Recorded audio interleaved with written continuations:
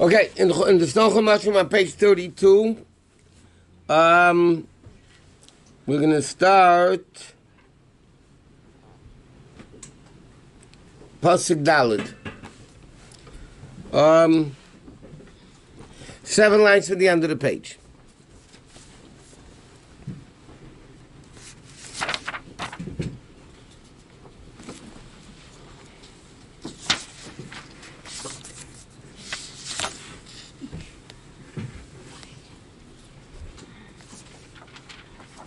Okay, Kilo Yomim Eid Shiva. Okay, now everything's ready to go. The Teva is built. Hashem's telling him take 2 of the non-kosher animals, 7, 14 of the kosher animals.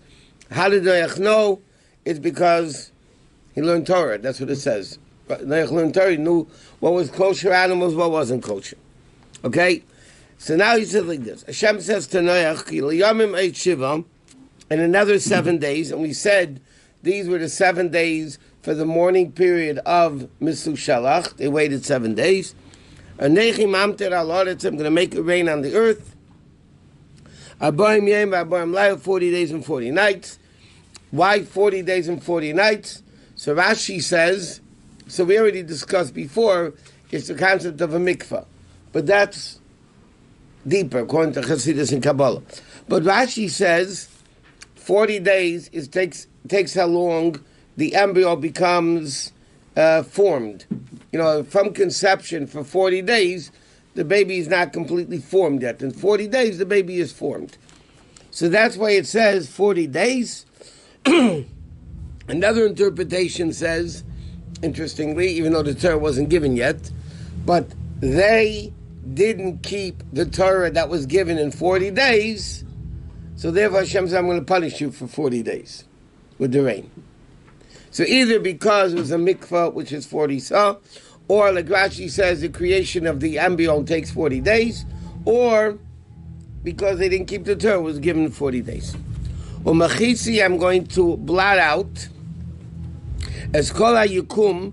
Here the English of yukum is existence. Hashem says, I'm going to wipe out everything that exists, which means not only animals, not only houses, everything that exists is going to be uprooted. Now, where does the word yukum as existence come? So some of us explain the root of yukum is kum, standing up, which means anything that stands up is going to be destroyed.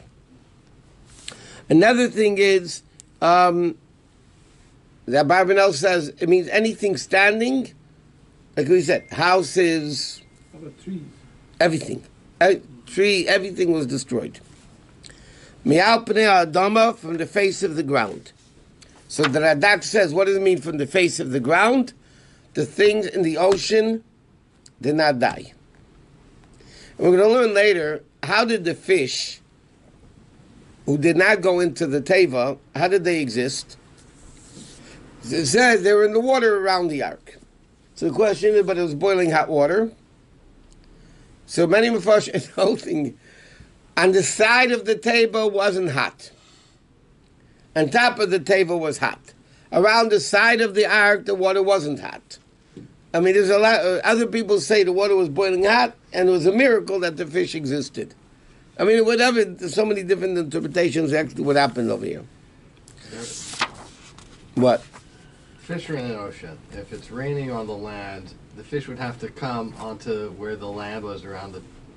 Yeah, but the question is, if it's so hot... But what I'm saying is the fish weren't there in that area to begin with. Where right, but I'm saying the Mabel destroyed the whole world. By the way, it's interesting. We're going to see later. Some of us learn that the Mabel only destroyed the civilized world. People didn't live at that time in America, in who knows where. Yeah. Right? They didn't live there yet. Yeah. Australia. Right. I mean, so some of us learn, so it's again, different opinions. Some of us learn that the flood only destroyed the civilized world where people lived, not where they didn't live. Because that wasn't corrupt. That makes sense. Right. If that much water going up, then it's going to cover the whole There was a lot of miracles. Eretz Yisrael didn't have the flood. But that actually makes... Yeah, but I'm saying it doesn't make sense according to the laws of physics. Water finds its own level. If there's water, it's going to be all over the place equally. What? But if it's in a major area, if it covers all civilized area, it means that it's okay. It rains in one area for... Yes, it makes sense, but that it would rain there and cover the whole world. That's what I'm saying. It would cover the whole world, so it wasn't. What? Hashem went to so much trouble to make. He didn't go through trouble. No. I mean, so many words, right? To what? To make the world. Yeah. And then, is it like a no big deal, so to speak, to Hashem to like say, okay, you know, like fine, so we'll start all over again. Like it doesn't matter to Hashem. It did. That's why Hashem purified the world. So it's not like Hashem got rid of the world altogether. No, the world, he didn't create a new universe after the flood. Mm-hmm. He created the living existences or the existences that people built, houses and so on, and he destroyed all of that. Okay, so the Parshat says like this. Next Parshat. Yas Noach, and Noach did whatever Hashem commanded him. Now Rashi says, what does it mean? What did he do? I mean, he already built the table. What did he do now? So Rashi says it means going into the teva. Hashem told him, come into the teva, right? Because the question, Noach did everything Hashem commanded him to do. What did Hashem tell him to do? Building the ark he already did. So what did he do now? So Rashi says it means going into the teva. That he went into the teva. The Medrash says it means taking the animals into the ark. 2 of the non-kosher, 14 of the kosher. Okay. Next.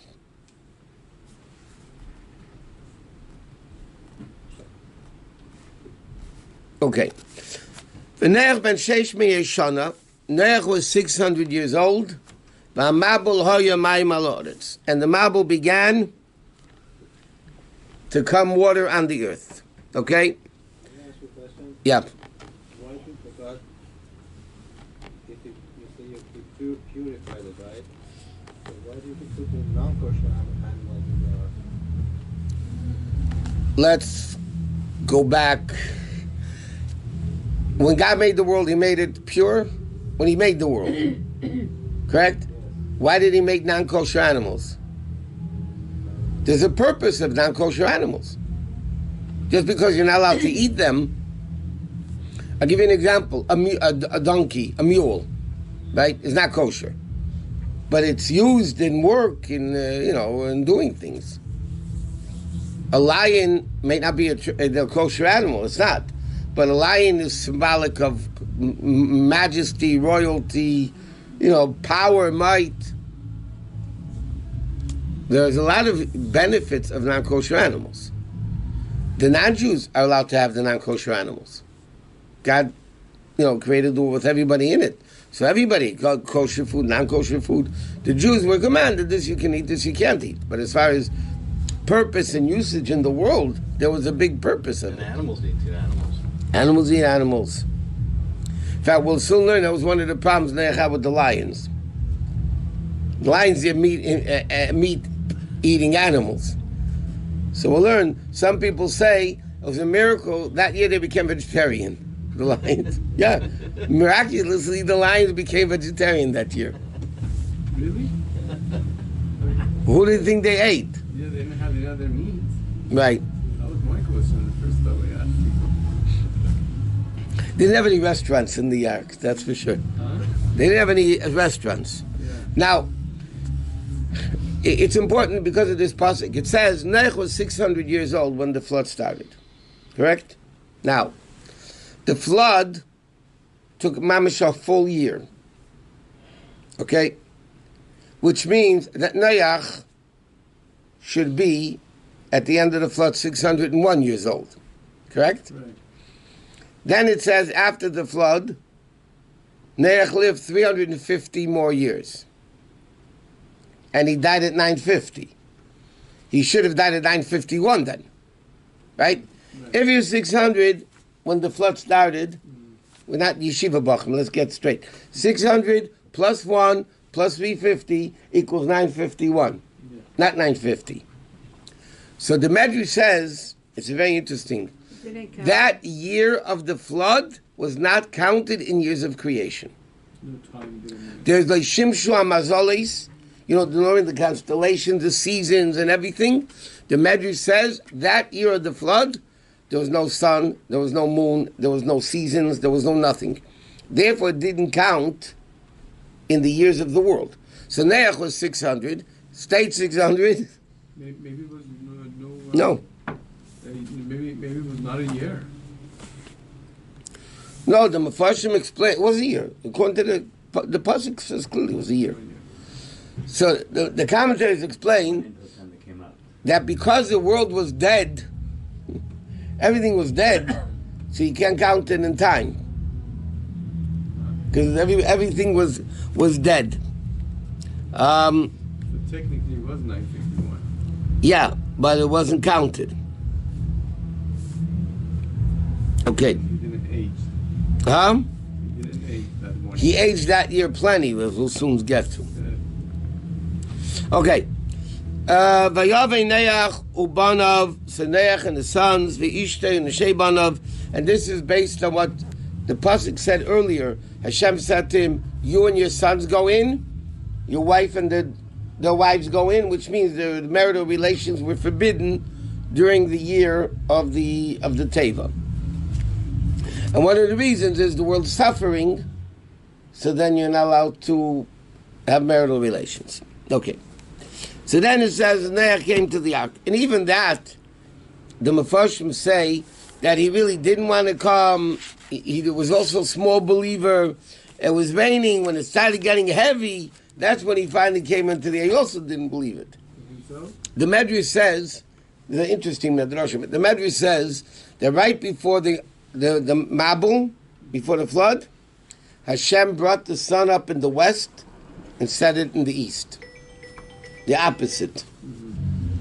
Normally it comes up in the east, sets in the west. Hashem wanted to give the sinners one last chance. You see, I'm changing everything. The whole world is being changed.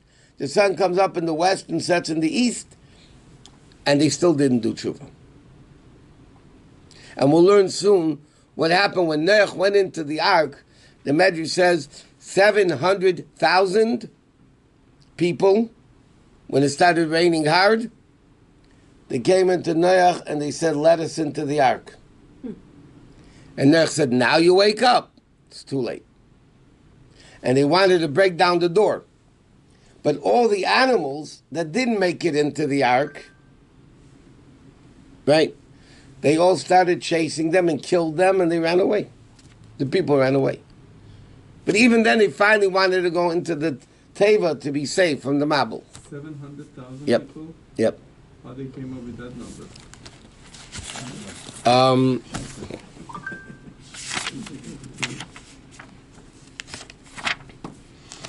Yeah. You just close your eyes and Here it says, here in this matter it says, Mizpah Gadol. But no, it's the Mefarshim say, I just saw, 750,000, 700,000 I mean.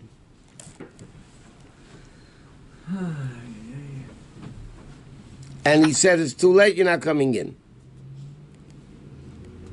Is that hard to believe though? Why? I mean, all these miracles happen every, one after another? Why is it a big, it's one big miracle. Nature is not a miracle. If it was 20,000 people, it wouldn't be a miracle. No, the whole people are in the sun. Sorry, What? you always say Hashem accepts Teshuvah. How come there are no miracles? Even like last, how come not this one? At this stage of the game, it was too late. Hashem gave him a deadline. There's a tshuva deadline. And that was it. What? How come there's no more miracles anymore? You asking that? There are miracles. It's a miracle. You woke up this morning. It's a miracle. It's still miracles, but They shot, how many rockets did they shoot the last month in Israel? No, I'm saying besides that, every day of a person's life, the Gemara says, "Ein balanesim makeh b'nisei." There's a pasuk we say every day. I mean, in davening, la'esein niflois gedelis levadei ki leil mechavdei. So what do you mean la'esein niflois gedelis levadei? Alone. So the Medrash says, the Gemara says, it's the simple meaning of the davening, by the way, and the pasuk can tell him, Hashem does want miracles that levadei only He knows about it. Ein balanes makir b'nisei. The people that a miracle happens to don't even realize a miracle happened to them. And therefore only God knows the miracle. But there was like 700,000 people. Well, it's not like big miracles anymore. Why not a big miracle? Well, like big ones, like, like sun goes the other way. Or, I don't know. Six-day war wasn't a miracle? Yeah. No, but I'm saying like a big miracle, like, the burning bush is happening, or all the big things that happened, before. How do you know there's no burning bush happening? Have you checked out every bush in the world? Okay, let's go. So Noach is separately men and women. Min ha-behema tahira from the kosher behemoths, or min ha-behema asher einenu tahira, and from the animals which were not kosher, or min ha-ei from the birds and everything that crawls on the ground. Now, the Gemara learns out a very, very interesting but important lesson from this pasuk. Every word, every letter in Torah is very exact. We learn out halachas from one word, one letter, extra letter, missing letter. We learn out literally thousands of halachas. Yeah? Okay. Before the Torah says, before also the Torah uses the expression, Abehema asher eineno tahira. And what does the Torah say here, in this pasuk, especially in this pasuk? Min abehema tahira. And what should have the Torah said? Umin abehema hatmeya. From the impure animals. Right? The Torah doesn't say impure. The Torah does say the animals which are not pure. The Torah adds 11 extra letters to use the word asher eineno tahira, which is not pure. Rather than making it short and sweet, behema tmeya. Okay? So the Gemara says, it's the Gemara.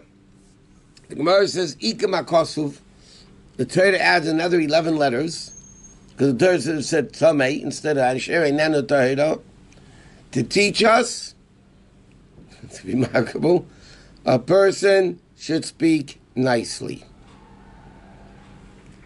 As they tell us, don't say bad words, You don't say bad words. The Torah says, behema tahira, pure animals, meaning kosher animals. And instead of the Torah saying a negative word, behema tmeya, which is not such a terrible word, it's impure. But the Torah, by adding 11 extra letters, teaches us a person should always speak nicely. Instead of saying an animal which is impure, you should say the animal which is not pure. So now the question is, you know how many times in Chumash it says the word tamei? Later on, when it speaks about kosher animals, non-kosher animals, behema tmeya. Over there, the Torah clearly says behema tmeya, tamei dike animal. Here, the Gemara says, the Torah says you should speak nicely, and therefore the Torah puts in so many extra letters, and yet the Torah itself says an animal which is tamei, impure. The explanation is very interesting and very basic. When the Torah is speaking halacha, and this is very interesting, halacha, by the way. When the Torah speaks halacha, you need to speak clearly. Meaning like this. If you want to say the animal is tamei, impure, and you say an animal which is not pure, a person might only hear the word pure. And then it would be wrong because you're telling it's an animal which is not pure, tamei, impure, right? But the person might misunderstand it and think it means tahar. So therefore, like this, when you're talking about halacha, what you need to know, the Torah says you got to speak clear, even if it's not the most best way. Okay? Here, the Torah is not telling us halacha. The Torah is telling us a fact. He brought in the kosher animals, and the animals which were not pure. It's not halacha, it's a story. So over here, the Torah teaches us you need to speak nicely. But when it comes to halacha, you have to speak the way it is. Therefore, interesting things. In Torah, in Gemara Lashon or whatever, a blind person is not called Iver. Iver literally means blind. In Torah you have the word Iver, but again it's by halacha. How does the Gemara call a blind person? Sagi Nahar. In Gemara, the expression for a blind person is Sagi Nahar. Literally, Sagi Nahar means an abundance of light. So it says in Sfarim, why do we call a blind person an abundance of light? Because we don't want to speak negative. So we speak, he has too much light for the eye to see. Okay. Huh? We call the blind person, we call him Roshan. Roshan means to see. No, speak of the Farsi. Okay, how do they call a cemetery? You don't call Beis HaMason. Beit HaChaim. Right? Why? They're dead. When you call Beis HaChaim, nobody's living there. People think they get a nice view, they're going to, but between me and you, nobody's seeing anything. Okay? Why is it called Beis HaMason? Why is it called Beis HaChaim, which means the home of the living, rather than it's for the same reason? By the way, you have to understand, when the Torah calls these things, it's not a lie. Torah explains, a blind person is blind because there's too much light.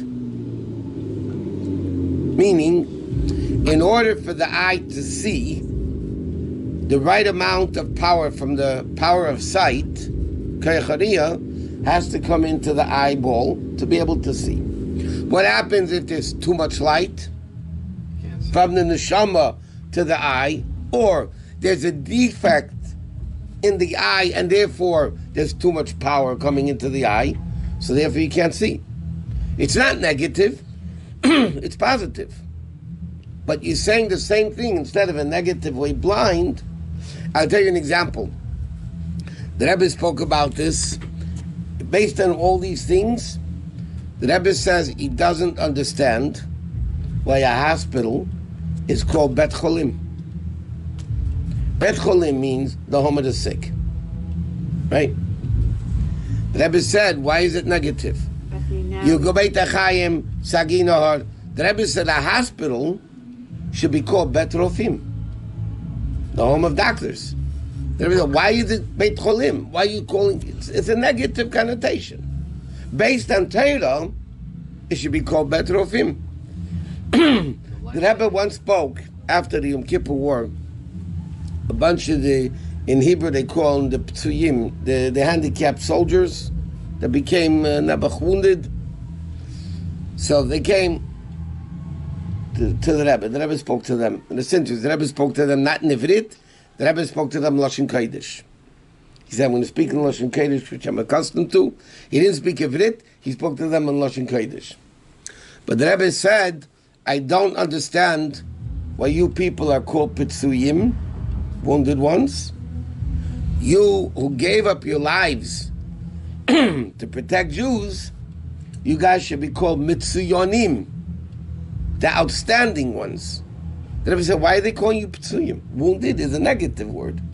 You guys gave up your lives to protect the Jews, you should be called Mitsuyonim. But this is an approach in Yiddishkeit that the Gemara, by the way, learns out from these few words over here. So when you're talking about making a halachic ruling, you can't say not kosher. If somebody asks, is this kosher or not? You can't say it's not kosher. You have to say treif. Because maybe they won't hear the word not. Jews hear with the selective hearing. And they'll hear the word kosher. So then the Torah says tamei. It's no good. But by a story like by Noach, then it should be called, the Torah teaches, which is not pure. Okay. So, Shnayim Boil Noach.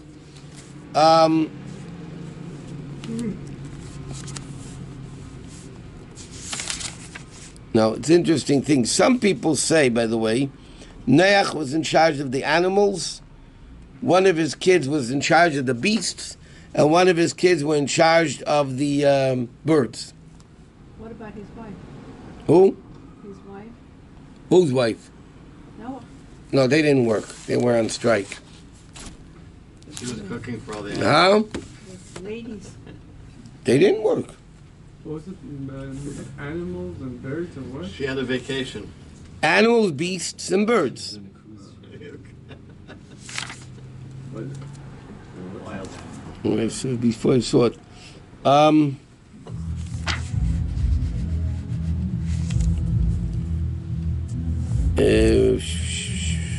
Whatever. But here it says Noach was in charge of the animals, one of his kids was in charge of the beasts, and the other one was in charge of the birds. Because it's impossible for one of them to do it all.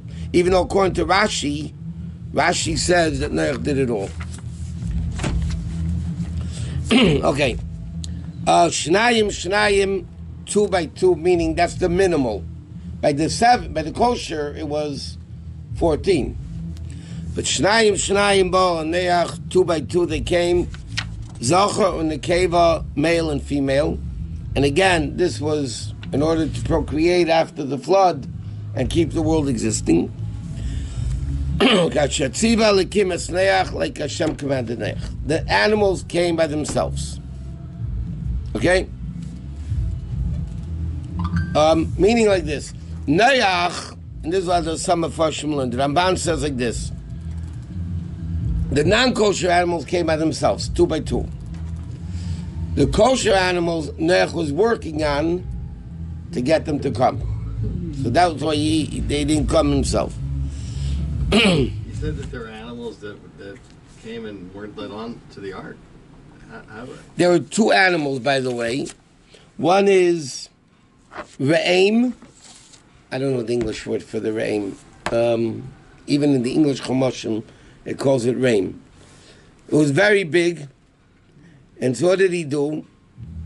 So, Noach took the Re'im by the 2 horns. It's a massive, big animal. Took him by the 2 horns. So the head, the head was in the ark. The rest of it was out of the ark. The whole thing doesn't make sense anyway. All miracles. And Oig Melech HaBashan, Oig was also on top of the ark, and Noach fed him through the window. So what food? Yep. What kind of food? Vegetables. Steak. Sushi. Boiled sushi. Fried. Okay. Vayhi l'shivas hayamim. It was 7 days later. Umei amabel ayu al haaretz. The flood was on the earth. Like we said, after 7 days of Mr. Shalach's passing, the flood started. Okay, next pasuk, there's a very interesting zoyar. And the next pasuk. Bishna sheish me'eshon al chayi Noach, in the 600th year of Noach's life, in the 2nd month, which Rashi learns is 2 opinions. 2nd from Nisan or 2nd from Tishrei. The same argument, if the world was created in Tishrei or in Nisan, the same rabbis argue if the flood happened in Cheshvan or in Iyar. Most opinions say the flood happened in the month of Cheshvan, which was 2 months ago. Now, by the way, what year of creation was this, just for the record? 1056 after creation. So why Cheshvan? Wasn't it Tishrei? Oh, second month. Tishrei is the first month. Right. So the flood happened either in Cheshvan or in Iyar. Most opinions say it was Cheshvan. Okay. The flood took the flood took place in the year 1056 after creation. Huh? That means 76 years. No. 70 and 56. 126 years after Adam died. 126. How is that? Because you said Noah didn't see Adam. Right. So, and he was 600 years old. Right? Right, 1 second. So 600 plus 900? No. The flood happened when Noach was 600. Right. No. How old was Adam when he passed away? 930. So we need to add those two, right? No. No. They saw each other. No one and They didn't see each other. They didn't see. No, they didn't see each other? There's enough bubbles. That's good. So if we add those, it's going to be 1500. It doesn't matter, but I'm just saying. You're right, the 600 be... It says he didn't see him, though. We learned that before, that the Medrash says he didn't see him. I don't know. It's a very good point. But I think they may have been alive at the time. And he would have seen him. I have a book at home, I'll check it. No, it says here. What year again was 1056? Here. Noach. No, this also doesn't make sense.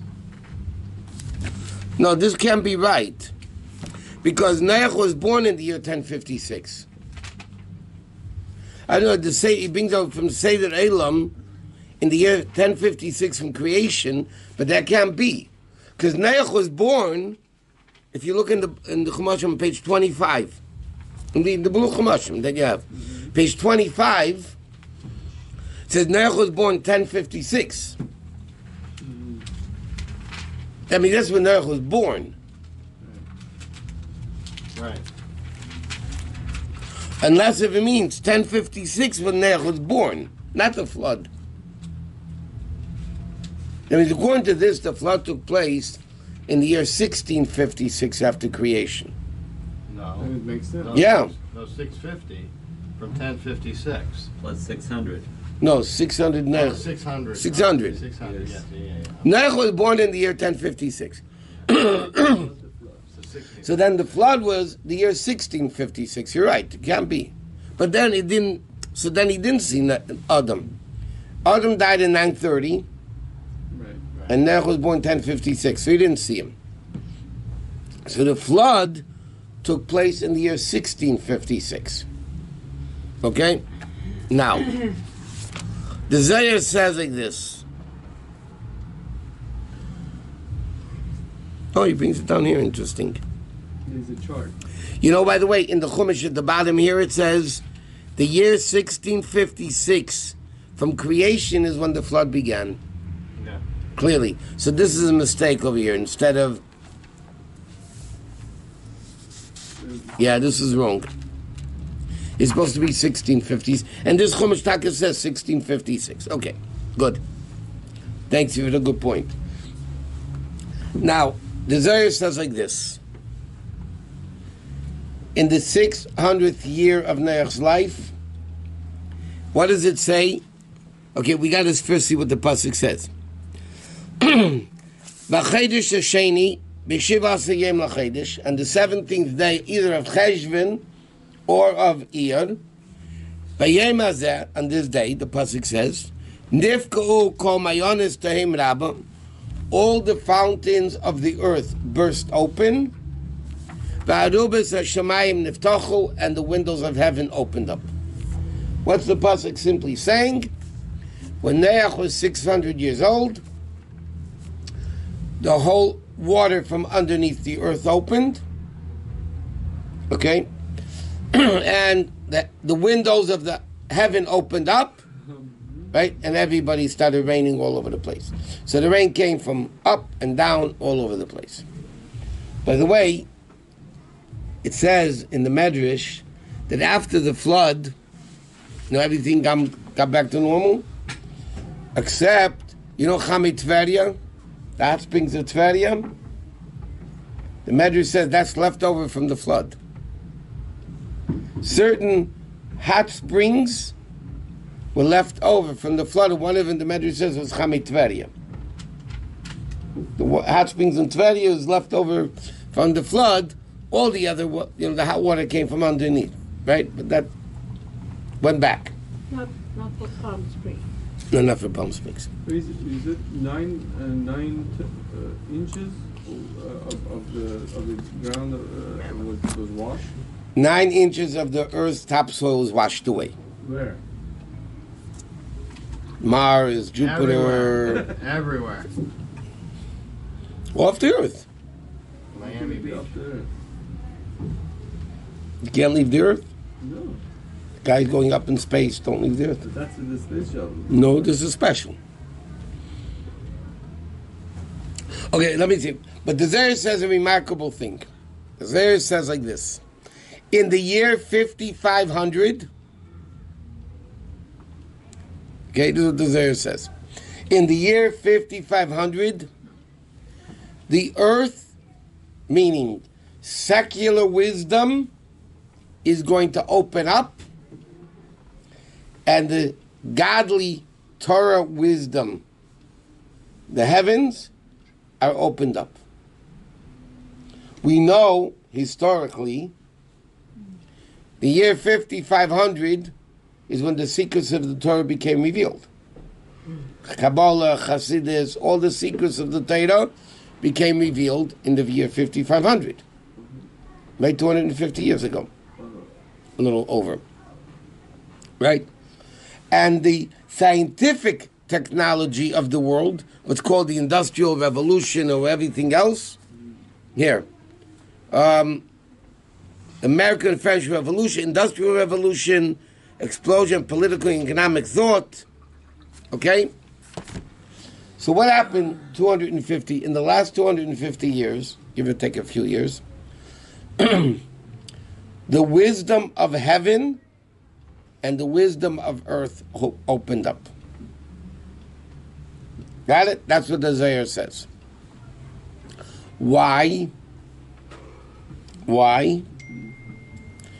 Because the first 1,000 year of world is Sunday. Second 1,000 years of the world is Monday, right? Thursday is 4,000 to 5,000. Correct? When did the Zohar say this? 1,800 years ago. It's amazing. Yeah. And that's not the only prophecy the Zohar said. Anyway, so it says in the Zohar like this. Friday, right? What are we in now? Mashiach's coming in the year 6,000. That's the 7,000th year era, correct? Mm-hmm. So now, from the year 5,000 to 6,000 is Friday. Yes? Yes. Okay. Erev Shabbos, after midday, no Tachnun, you're already bringing in Shabbos. Erev Shabbos after Chatzos. Right? A lot of dinim of Shabbos apply. In the year 5500 is Erev Shabbos after midday. 5,000 is Friday beginning. 5500 is the era of Erev Shabbos after midday, which is preparation for the coming of Mashiach, which is revelation of the coming of Mashiach.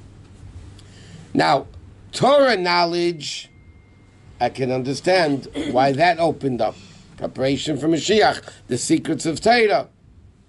You know, there's a din on Erev Shabbos, you're supposed to taste the food of Shabbos, the cholents and the meat, and the men take it literally. They eat up all the food on Friday. Right? So, because Erev Shabbos after midday, the world's preparing for Mashiach. It's already beginning the era of Shabbos. So I understand why the heavenly windows opened up. The secrets of Torah started becoming revealed. But why in the world did God open up the earthly, the secular wisdoms? You know, the technology, I mean, it's unbelievable. In the last 250 years, what didn't happen in the whole 5,000 years. Why did that happen? This is also preparing the world for Mashiach. How is this preparing the world for Mashiach? The world can now have a better understanding of godly concepts through the devices that we have today. For instance, the Mishnah in Pirkei Avos says, if you meditate on 3 things, you'll never come to sin. Okay? An eye that sees, an ear that hears, and everything is written in the books. That's what the Mishnah says in Pirkei Avos, correct? Yistaku b'shleisha dvarim, ve'ein ata bo lidei avera. Ayin raya, ve'ezen shemas, b'chol masech v'sefer nuchtov. Okay. 500 years ago, tell somebody with a secular perspective, an eye that sees everything I do, an ear that hears everything I do, I think you're nuts. What eye is there? Yeah? But now, we can understand it. Yeah, but I don't think that people look at it towards it that it's godly. I think they look at it... One second. We're coming to that point. We're coming to that point. But now, a person, if they want, can understand what that Mishnah means as an eye that sees. You have satellites that see everything that's going on in every part of your house. They can hear you from 10 and you can hear you anywhere, and everything that you do is already recorded. Yeah. Now we can understand it. But we can take it even more. The concept of tshuva takes instantaneously. God's salvation, Yeshua Hashem, Keheref Ayin, is instantaneous. The whole world today is instantaneous. Everything is instant. This is getting the world ready for the coming of Mashiach. Not only that, but it goes even more. In fact, he brings it.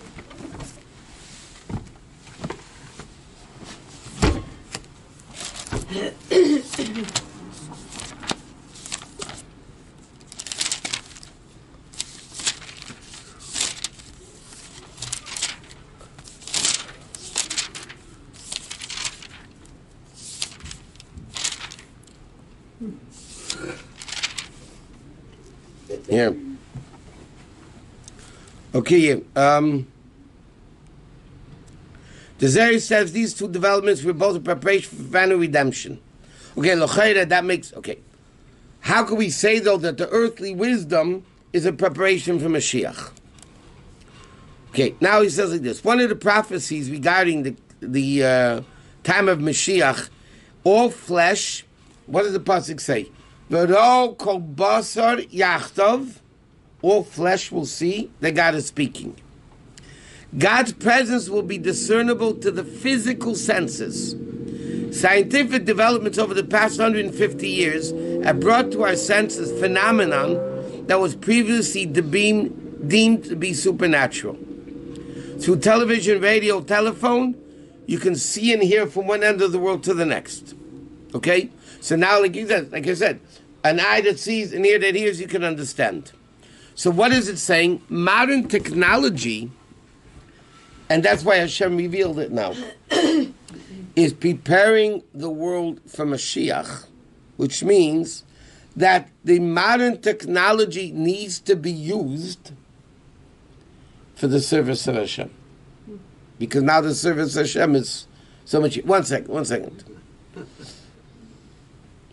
There's a whole debate, as everybody knows. Yes, internet. No internet in the houses. Yeah, no. Okay. But I mentioned when they had that massive gathering in Madison Square Garden, in New York a few years ago, where they came out, everybody was coming out against the internet and cell phones and iPhones and all that, yeah? And the whole 3-hour gathering was bashing it all, yeah? Then after the gathering, they all got up to daven Ma'ariv. On their phones. Everybody took out their phones and daven Ma'ariv.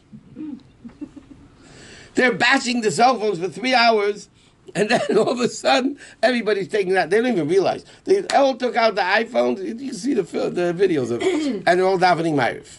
You can see much better. There's a light under that. It's so small. You can make it big. You can make it any way you want it. So what's... Okay. Let me tell you the true Torah approach, even though some people probably see it's not true, but where we're coming from, where we come from, okay, what we're taught. A knife could be bad, and it could be good, right? So what does a parent do? A parent teaches their children how to use the knife in a good way, not in a bad way. That's part of bringing up kids, right? Something is good, something is bad. Take the 4 major elements: fire, air, earth, water. Fire, is it good? Yeah, it's good and it's bad. You need to cook, you need warmth, you have a fire. Can it burn down your house? Yeah, God forbid it could. So what do you have to teach somebody? There's something called fire. Use it the right way. Water, air, right? Earth. You can have an earthquake, you can have things that grow. What is the job of a parent and teachers and educators?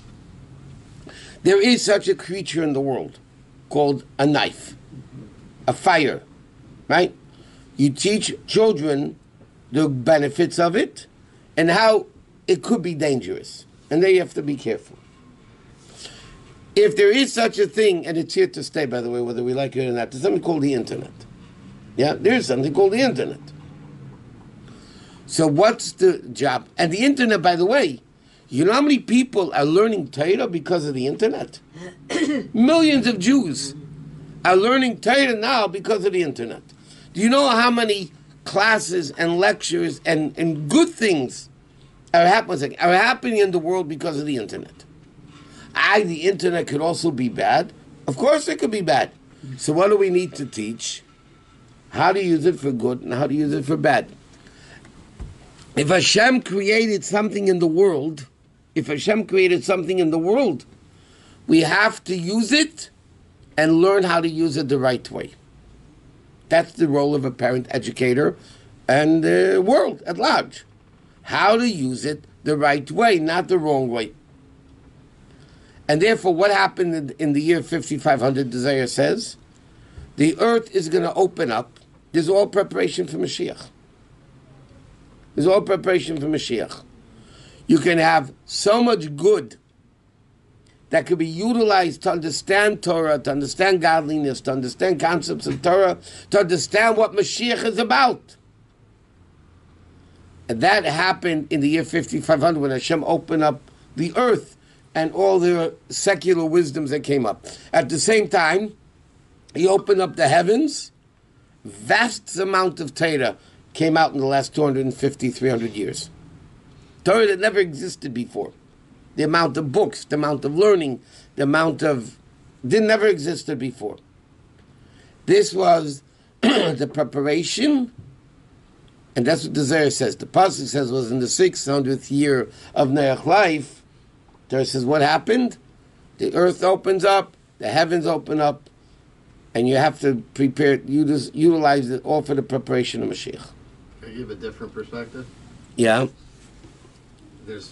I agree that this tremendous amount of knowledge was generated through the 17 and 1800s, unprecedented. And what happened after that? You had, over the last 120 years, you've had world wars, mass killings, nuclear bombs, global warming, technology which most people have replaced God with, and there's a completely other side to that. Yes, there could be benefits and there's wonderful learning, but the studies show that if this phone is right here while I'm learning, I lose brain power. Yeah. So that's why, because we choose. One second. In other words, these secular devices, let's call them that, okay, could be used for good and could be used for bad. We choose to use them for bad. Okay? It's pretty sad, and this is the vast majority of the world, but it's sad, that the phones control us. We don't control the phones. The phones control us. But that's not the phone's fault. It's not the phone's fault. It's our fault. It's our limitations of laziness. Don't tell me we can't control to put down the phone. We have the ability to do it. We choose not to. It's not that the phone is no good, the internet is no good. It's our choosing to use it for something wrong. But it's not that that is bad. It could be bad, it could be good. We choose to use it. Well, it's not necessarily choices, because at the biggest companies in the world, they're studying your brain and your brain and to figure out what to do to keep you addicted to use it in the wrong way. I understand. But a person who's addicted has the ability, before they become addicted, not to become addicted. You know, it's to a point where if you're a kid But, and you're not doing certain things or commuting in certain ways, you're an outcast.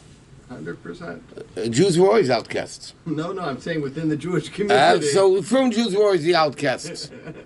No, from Jews. No, I'm serious. No. The scientific technology God created, obviously, everything's from Hashem, to prepare the world for Mashiach. We have the choice to use it for good or to use it for bad. We can use a knife for good or a knife for bad. We can use a fire to cook food or to, God forbid, burn down somebody's house. That choice is ours. This is a difficult choice. So many people are of the opinion, keep away from it, ghetto yourself up, and then you'll be saved. But the problem is, in the world now, it's very unrealistic. When you're missing out on the good. You can't have, I'll give you an example, it's late already. There are schools that don't allow kids to have internet at home. Yeah? Yet, when they give kids homework to do, the only way the kids could do the homework is online. I'm talking about factual stuff. There are schools that don't allow you to have internet in your house, and yet especially the secular teacher gives you homework, how can I do the homework? Get the information online. No. That's hypocrisy. But the fact is, we live in a world where the internet, I'm talking a general word for all these things, dominates. Rabbi, recently the kids, they do their homework right online. Right. Yeah. No, I mean, they put the answers online. Everything's online today. Yeah. You want to talk to your wife, you talk to her online. Over dinner online. Yeah.